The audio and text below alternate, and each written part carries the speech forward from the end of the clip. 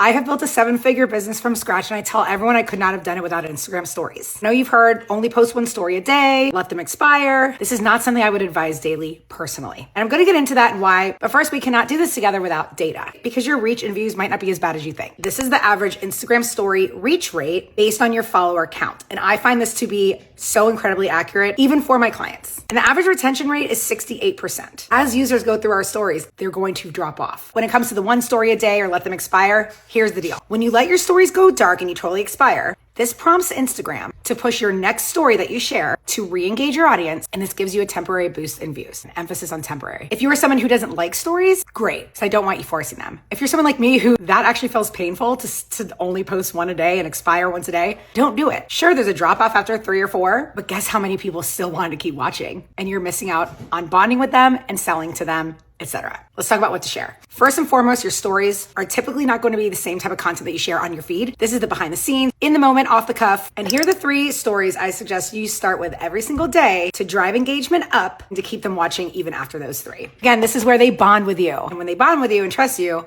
the sales come in. Instead of following a rigid schedule like this, I don't even know. I have no words. And lastly, if you feel tired of keeping up with all of it, you don't have to listen to anything I said. There are no rules. Do what works for you. But that's what's worked for me.